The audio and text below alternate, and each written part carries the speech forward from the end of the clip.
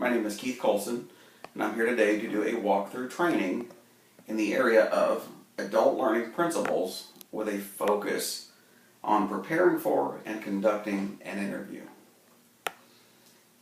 There are three primary descriptive goals or objectives as part of this training presentation. Pre-interview preparation. The objective is to help the learner understand how to prepare for a formal interview. The interview process. The objective is to provide a structured guide that will help the learner understand how to conduct a formal interview. And the last step is the post-interview checklist. The objective is to provide a next steps process for the learner in executing the final functions of the interview process. So we'll start today with the interview panel. It's recommended that 1 week prior to having your interviews, you want to go ahead and assemble your interview panel. As the interview coordinator, it's recommended that you have the interview panel consist primarily of professionals in the HR field. Obviously, it always helps if they have prior interview experience. Interviewers who are new to the interview process should also be considered. It's a good opportunity for them to learn. If you're going to have somebody new in the interview process, they should be considered as observers, or you can actually assign them a specific task, maybe ask specific questions. The next step in preparing for the interview is the resume or application review. It's recommended to have a completed resume or application printed and provided to each member of the interview panel at minimum 2 days prior to the interview taking place. This allows time for the interviewer to review the necessary details of the documents. Reviewing a resume application is a very important function in the pre-interview process. Next step would be resume review key areas. Education history. You're going to review for completed education levels, degrees that are earned. GPA, college accreditations, honors, awards, fields of study. Work history. Relevant work experience. Time ranges of experience or gaps in employment history. Positions held. Those are all very important when you're looking at work history. Progressions in experience. Specific experiences related to current positions being pursued. Whether this be a field or this be a specific job, it's very important to see that the candidate has proven that they have abilities to progress throughout their and learn throughout their career. Other skills, maybe the accomplishments, honors, awards, or memberships, or even interests that are not work-related. There may be something that they enjoy doing, whether recreational, or maybe it's they like to play music, or they like to build things with their hands. There are a lot of things that you can find out by just reviewing these resumes and applications. References. It's good to have 3 references that you can reach out to that provide short responses to a few questions. Feedback from references will help you gain understanding on historical perceptions about the candidate. Questions you may ask during your contact with your reference. Reliability. Was this candidate a reliable employee? Recommendation. Would you recommend this candidate for future employment?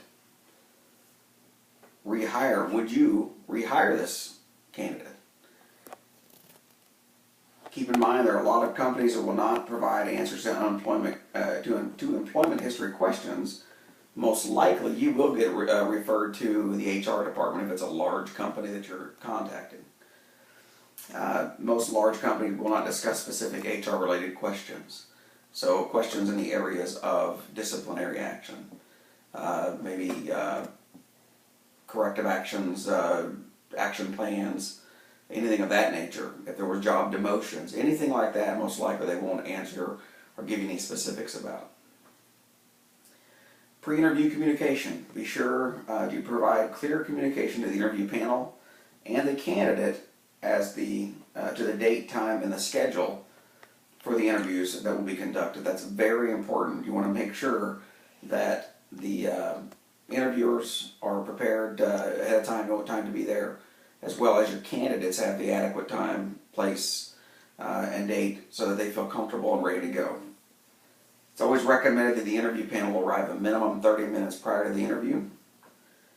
This allows time to discuss the process, the candidates, and specific roles for the interview process. Now we're going to talk about understanding the interview guide. So, interview guide and the STAR process. At minimum 2 days prior to the interview, it's recommended that the interview panel has a copy of the interview guide. And this will be used in the upcoming interviews. This will ensure that the panel participants are prepared to use the same materials and process. The interview guide that is recommended is one that includes the STAR process. When conducting the interview section for work history. The concept of the STAR process is to get a complete response that covers the function of the STAR. The interviewer asks, this gives an explanation of what the STAR process is. The interviewer asks a specific question in the area of competency that they're targeting. So it could be a customer service question, conflict, leadership, or even a training question. And the goal is to get a response that fits into the STAR model. If a complete STAR response is not provided by the candidate, it will be necessary to ask drill down questions to assist the candidate in providing the necessary response. This is important as it provides the interview panel with a complete answer. STAR process will be used for all the work history questions. Again, we want to make sure we reiterate it's just primarily for the work history. So I'm going to walk through what the STAR process is. It's an acronym. We start off with S, that stands for situation. So what you're going to do is ask this candidate about a situation maybe related to customer service, for example. Tell me about a time where you had an irate customer and how did you handle that and what was the outcome. So what you're looking for is the situation. What's the situation the candidate was involved in and that is related to the question. The T and the A stand for task or action. What was the task or action taken by the candidate in response to the situation? And then the R is what is the end result? What is the end result or outcome of the situation after the candidate completed their action? So again, you're looking for what was the problem or situation, what did they do, and how did that turn out? Sometimes candidates will actually give you vague or general responses as here's how I would handle something, or if I've ever ran across that, this is what I would probably try, or this is what I usually did. You want an actual real response from a real situation they've dealt with that helps you understand how and where they've developed. All right, a couple other things for the pre-interview is the interview room prep. It's pretty important here. I want to make sure that you get this right. At minimum 1 hour prior to the interview, it's recommended to have the following tasks complete. Recommend to have the designated seating area for the candidate and interviewers. It's always best to position the interviewers across from the candidate and not next to the candidate. That could make them feel kind of uncomfortable, somebody sitting right next to them. Helps the candidate feel more comfortable, and the interviewer can better get a perspective on the candidate in the areas of verbal communication, body language, and other important aspects of the interview. Using a meeting room with a table is always best, as it allows some distance and a comfortable barrier for the candidate. It also allows for easy documentation for the interview process. The atmosphere, make sure that you have adequate lighting throughout the room. It's recommended to post a sign or notification outside the doors to avoid the interruption during the interview. Obviously, you want to make sure that there's not a spotlight feel on the candidate during the interview, as well as you don't want someone to, of course, interrupt them right in the middle of this high-pressure situation that they're in. Materials, it's necessary to have the interview guides, pins, and resume or application information prepared prior to the interview taking place. So always have those things ready to go. You don't want to have to start and stop and go find stuff. You want it all to be ready when you start your interview. So here I've actually created a little visual for you. Interview room prep. Got a couple lights in here just to kind of go and give you an idea of just how broad go across the whole room. You have 3 interviewer chairs, applications, or resumes, and they're directly across from the candidate position. It's also on a decent sized table. The concept again is to give some space but allow for direct communication without feeling like somebody's looking at the side or whatnot. You want to make sure the candidate feels as comfortable as possible so they can clearly answer questions for you. All right, so now we're going to talk about the interview.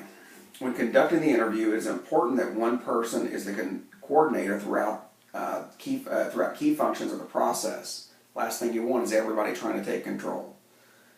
During the interview process, the following steps will be completed to ensure that the interview was effective for the interview panel, and the candidate has the best environment in which to comfortably answer interview questions. The interview functions. Introduction. As the interview coordinator, you will welcome the candidate to the interview and thank them for their time. You're going to introduce yourself and the interview panel. You can also allow the interview panel participants to introduce themselves. It's good sometimes if you're going to, when you interview or introduce yourself, also to say who you are and kind of what your position is, and give a little easy conversation so that the candidate feels comfortable in that environment. Discuss the interview process with the candidate. There are a few quick functions to point out to the candidate during this step. Those would be explain the flow of the interview, that you're going to walk through the education history, the work history, explain how the interview panel will participate. So if they're each going to ask a couple questions, kind of point that out. Education will be reviewed by you as the coordinator. Work history will be reviewed as the panel, so everyone can get their turn to ask some specific questions about work history. And then you're going to rotate throughout the process. Explain that you'll be taking notes, and this will help the interview panel retain the information gathered. This is intended to ensure that the candidate isn't wondering why you're all writing stuff down and not looking at them while they're answering questions. Offer the candidate, if they need clarification on a question, or they don't fully understand the question, or didn't hear the question, that they should ask you to restate it. You want to make sure that they clearly understand what you're asking them to respond to. The goal is to ensure the candidate has the best chance to provide the appropriate responses. Inform the candidate there will be a time at the end of the interview for them to ask any additional questions they may have. Hopefully they'll have some questions about your organization, or maybe just in general, maybe something that they've always wondered about the job or something. So, conducting the interview. As the interview coordinator, you will review education history. This will be a quick Q&A process. You can execute this function by asking questions or by just simply having the candidate review the education history for you. When you're satisfied with the education review, allow panel members to ask any additional questions. And then once you're done with that, you're going to move on to work history. Review the work history using the interview guide. Each interview panel participant will ask a specific question from the interview guide. As it pertains to the specific competency area that is on their assigned page of the guide. For an example, customer service question, tell me about a time you had an irate customer. What was the situation and how did you handle the customer's dissatisfaction? Conduct the interview. There are multiple competency areas that will be discussed with each candidate. It's important that you complete the STAR for each answer. Those competency areas can include, and there are many well as others, communication, adaptability, conflict management, customer service and innovation, decisiveness, motivation, delegation, flexibility, independence, integrity, leadership, and teamwork. These are just some of them I was able to think about. There's a whole lot of other competencies out there, and there are obviously some of those are going to be more skill focused versus general competency. Final questions in closing the interview. Once the education and work history has been reviewed and the closing of the interview is important, the following discussion points are important at this time. The last question you should ask can be a great chance for the candidate to sell themselves. There are a couple ways to ask this question. So one would be, what do you feel makes you the best candidate for this position? Another one might be, why should you be considered for this position? Now, sometimes it's helpful too, if you notice a candidate's nervous at the beginning of the interview, maybe even tell them you're going to let them ask those questions and sell themselves. But at the end of the day, we want to make sure that they have a chance to kind of brag on themselves. All right, the final question in closing interview, allow the candidate to ask any questions.